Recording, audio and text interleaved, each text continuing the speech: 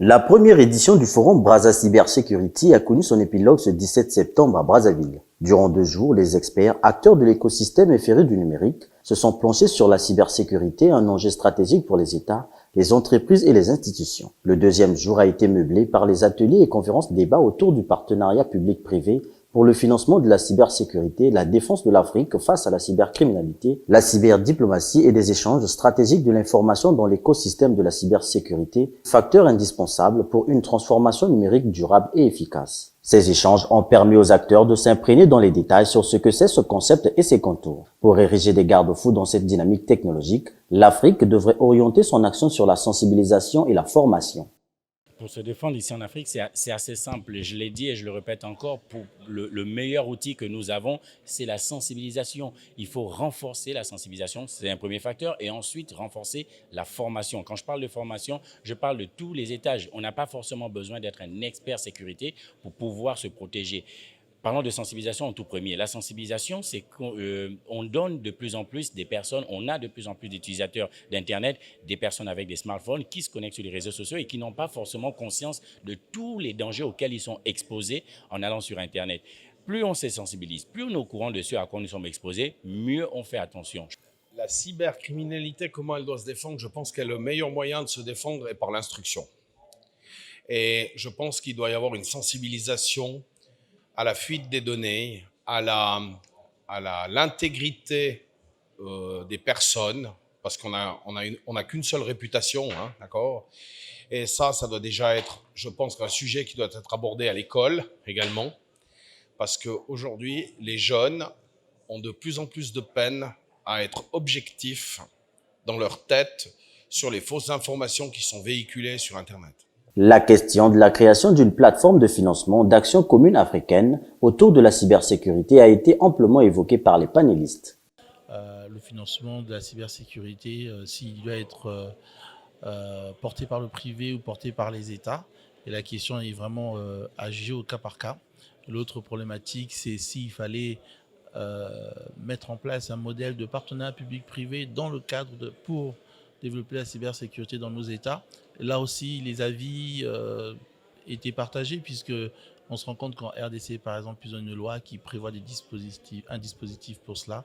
Et dans le cas du Congo, nous avons ces secteurs qui sont plus ou moins séparés, le numérique d'une part, la sécurité, le financement, les partenariats publics-privés. Donc en fait, c'est de travailler ensemble pour voir quel est le meilleur modèle qui s'adapte au Congo pour financer notre sécurité. De ce qui ressort des débats, il y a une nécessité, même une obligation d'avoir un pont avec la RDC sur ces questions de cybersécurité.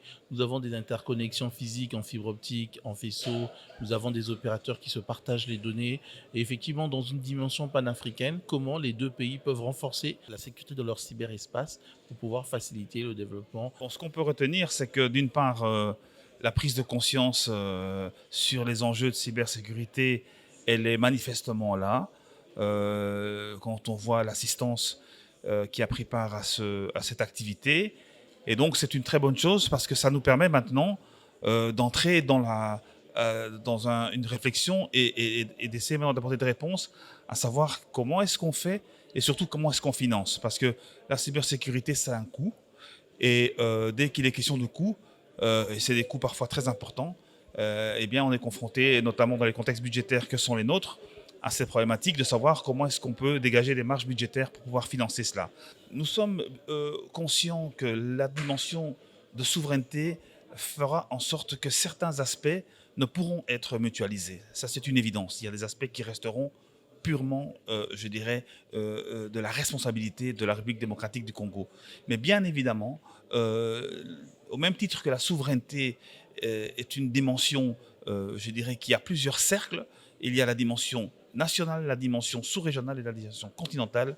Pour la cybersécurité et les politiques de cybersécurité, il en va de même de notre point de vue. Et donc nous sommes ouverts à des collaborations, à la mise en place d'un cadre africain, un cadre sous-régional et ça a été dit même, un cadre bilatéral entre nos deux pays.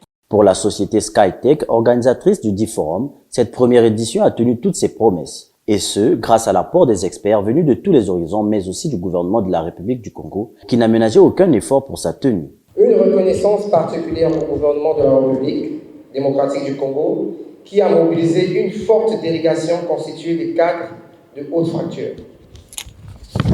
Au gouvernement de la République du Congo, particulièrement à M. Léon Juste Ibumbo, ministre des Postes, des Télécommunications et de l'économie numérique, nous exprimons toute notre gratitude à notre satisfaction pour sa disponibilité et sa détermination à accompagner les jeunes dans l'évolution de la cybersécurité et de l'économie numérique. Dans la foulée des activités en marge de ce forum, un hackathon a été organisé pour jauger le potentiel technologique des jeunes Congolais en créant des solutions pour juguler la cybercriminalité.